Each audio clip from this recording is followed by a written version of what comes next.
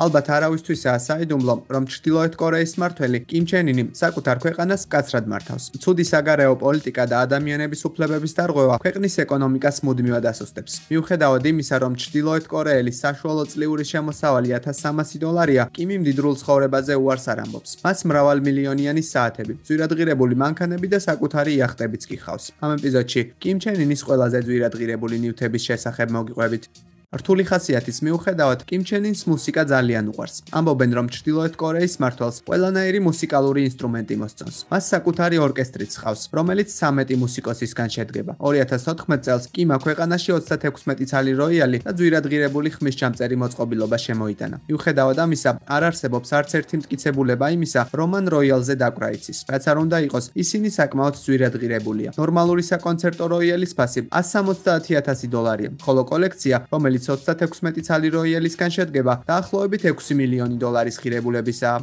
როგორც წესი, მსოფლიო ლიდერებს რამდენიმე რეზიდენცია აქვთ. მაგალითად, დონალდ ტრამპს წინა მმართველობის პერიოდში თეთრი სახლის გარდა კიდევ 3 რეზიდენცია ჰქონდა, მაგრამ ეს რაოდენობა კიმ ჩენ ინის რეზიდენციების რაოდენობასთან ახლოსაც კი ვერ მივა. ცნობილია, რომ მას ქვეყნის მასშტაბით 14 სასახლე აქვს. რიონსენის რეზიდენცია კიმის მთავარი საცხოვრებელი ადგილია. კომპლექსის ფართობი თითქმის 12 კვადრატული კილომეტრია. ის ფხენიანის გარეუბანში მდებარეობს. რეზიდენციის ტერიტორიაზე განთავსებულია კერძო სადგური, იპოდრომი და 3 ხელოვნური ტბა. ამ ადგილიდან 32 კილომეტრის მოშორებით კიმის საზაფხულო რეზიდენცია მდებარეობს. როგორც წინა რეზიდენციაში, ამ ადგილასაც კიმს კერძო სადგური, ხელოვნური ტბები და დიდი ზომის ბაღები აქვს გაშენებული. მათ გარდა, ჩრდილოეთ კორეის აღმოსავლეთ სანაპიროზე ვანსანის კომპლექსია აგებული, რომელიც წინა ორ რეზიდენციასთან შედარებით საკმაოდ სამბეჭდავად გამოიყურება. ამ კომპლექსის ტერიტორიაზე 10 ვილა, კერძო ნავსადგური, კალათბურთის მოედანი და თეატრია აშენებული. როგორც აღვნიშნეთ, ამ რეზიდენციების გარდა კიმს კიდევ 13 რეზიდენცია აქვს. უცნობია თუ რა ჯდება ასეთი კომპლექსების მშენებლობა, მაგრამ ვანსანის რეზიდენციის ფართობი 4 ჰექტარია. შედარებისთვის ასეთი ზომის მიწა კალიფორნიაში დაახლოებით $18 მილიონი ღირს, მაგრამ ამერიკასა და ჩრდილოეთ კორეაში უძრავი ქონების ფასები ერთმანეთისგან საგრძნობლად განსხვავებულია.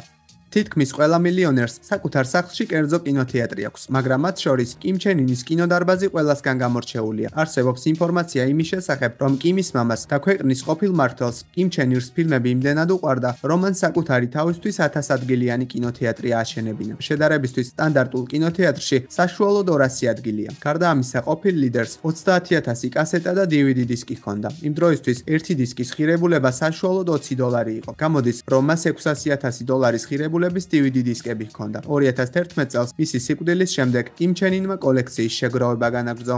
ცნობილია, რომ კიმ ჩენ ინი კალათბურთის მოყვარულია. კიმს იმდენად უყვარს სპორტის ეს სახეობა, რომ 2019 წელს მან ამერიკის მთავრობას კალათბურთელების ჩამოყვანა სთხოვა. ერთი შეხედვით ამ გადაწყვეტილებას ქვეყნებს შორის არსებული ურთიერთობა უნდა გაეუმჯობესებინა, მაგრამ რეალურად კიმმა ყველაფერი სპორტის სიყვარულის გამო გააკეთა. გარდა ამისა, 2013 წელს მან ქვეყანაში ჰარლემის ცნობილი საკალათბურთო გუნდი ჩამოიყვანა, რომელიც ჩრდილოეთ კორეის ნაკრებს შეხვდა. გუნდებმა შეხვედრა თანაბარი ქულებით დაასრულეს. ჰარლემის რიგითი მატჩის ჩატარება ამერიკაში $75,000 ჯდება. ამ ყველაფერს ემატება ავიაბილეთებისა და სასტუმროში განთავსების ხარჯები. როგორ ფიქრობთ, რამდენი გადაუხადა კიმმა კალათბურთელებს, რათა ისინი ჩრდილოეთ კორეაში ჩამოსულიყვნენ? კიმების დინასტია ქვეყნის ფარგლებს შორის გადაადგილებისას უპირატესობას ყოველთვის მატარებელს ანიჭებდა. საქმე იმაშია, რომ კიმ ჩენ ინის მამას ფრენის შიში ჰქონდა. ამიტომაც ის მოგზაურობისთვის 90 ცალ ძვირადღირებულ ვაგონს იყენებდა. ამ ვაგონებში განთავსებული იყო რესტორანი, კონფერენციებისთვის განკუთვნილი სივრცე, რამდენიმე სალონი და სამზარეულო. ამ სამზარეულოში თითქმის ყველა ქვეყნის ტრადიციული საკვების მომზადება იყო შესაძლებელი. რა თქმა უნდა, მისმა შვილმა ეს მატარებელი მემკვიდრეობით მიიღო და დროსთან ერთად საკმაოდ გააუმჯობესა კიდეც. მაგალითად, ერთ-ერთ ვაგონში ძვირადღირებული ტყავის ავეჯი დგას, ხოლო კონფერენციებისთვის განკუთვნილი ვაგონი თანამედროვე ტექნიკითაა აღჭურვილი. მატარებელი ტყვია გაუმტარია, რის გამოც მისი ვაგონები ჩვეულებრივთან შედარებით ბევრად მძიმეა. დამატებითი წონის გამო 21 ვაგონისგან შემდგარი მატარებლის სიჩქარე მხოლოდ და მხოლოდ 60 კმ/სთ-ია. მიუხედავად ამისა, კიმი სწორედ მისი გამოყენების სტუმრობს ქვეყანაში არსებულ სხვადასხვა საწარმოს. ამ საწარმოებში ფოტოგრაფები უამრავ პროპაგანდისტულ ფოტოს იღებენ, რათა მოსახლეობას აჩვენონ თუ რამდენად მდიდარია მათი ქვეყანა. ჩრდილოეთ კორეაში 20-მდე კერძო სადგურია, რომელთა გამოყენების უფლება მხოლოდ კიმ ჩენ ინს აქვს. საინტერესოა, რა ღირს ეს მატარებელი. სტანდარტული ვაგონის მშენებლობა შესაძლოა $1,5 მილიონი დაჯდეს და თუ გავითვალისწინებთ იმ ფაქტს, რომ კიმს 90 ცალი ბრონირებული ვაგონი ჰყავს, ამ მატარებლის საერთო ღირებულება $135 მილიონზე მეტია. თუ კიმს ჩრდილოეთ კორეის ეკონომიკის განადგურება სურს, ის ნამდვილად სწორ გზაზეა.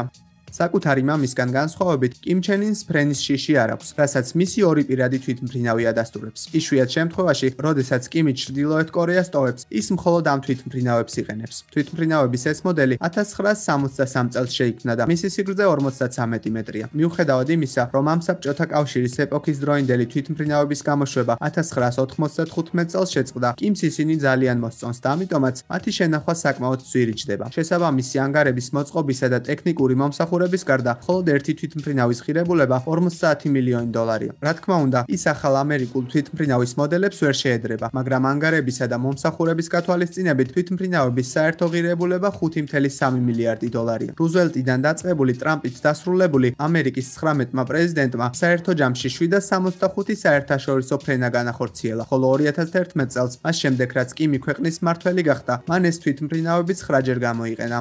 როდესაც ჩრდილოეთ კორეის მმართველი ქალაქის ქუჩებში გამოდის, ის ძვირადღირებული მერსედესის მარკის ლიმუზინით გადაადგილდება. ავტომობილის ეს მოდელი მსოფლიო ლიდერებში საკმაოდ პოპულარულია, რადგანაც ისინი ტყვია გაუმტარები არიან. მისი ფასი $1,600,000. კიმს ამ მანქანით სიარულის უფლება არ აქვს, რადგანაც მისი საკუთრებაში არსებობა ჩრდილოეთ კორეის მიმართ გამოყენებული საერთაშორისო სანქციების პირდაპირი დარღვევაა. ეს სანქციები გაერთიანებული ერების ორგანიზაცია მათი წლის წინ შეიმუშავა. ამ სანქციების მიხედვით ქვეყანაში ევროპული პროდუქციის შემოტანა აკრძალულია, მაგრამ როგორც ჩანს, კიმა სანქციებისგან თავის არიდების გზები იცის. ლიმუზინის გარდა, მას ასობით ძვირადღირებული ავტომობილი ჰყავს. ის მფლობელობაში Audi R8, რომლის ღირებულებაც $162,000-ია, $100,000-იანი Range Rover-ი და ბრონირებული Rolls-Royce Phantom-ი, რომელიც $500,000-ზე მეტი ღირს.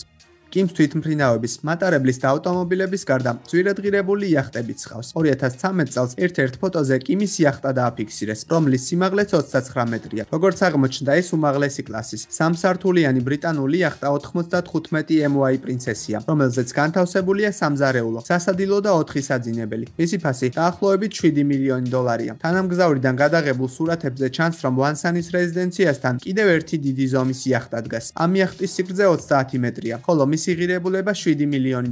გარდა ამისა, კიმს მრავალსართულიანი ბარჟაც ჰყავს, რომელსაც ის წვეულებებისთვის იყენებს. მასზე განთავსებულია დიდი ზომის აუზი და სასრიალო. საინტერესოა თუ რა ღირს ასეთი ბარჟა. შედარებისთვის 2015 წელს 37 მეტრის სიგრძის ბარჟა $1 მილიონად გაიყიდა და გამომდინარე იქიდან, რომ კიმის ბარჟა მასზე თითქმის ორჯერ დიდია, მისი ღირებულება რამდენიმე $1 მილიონი უნდა იყოს.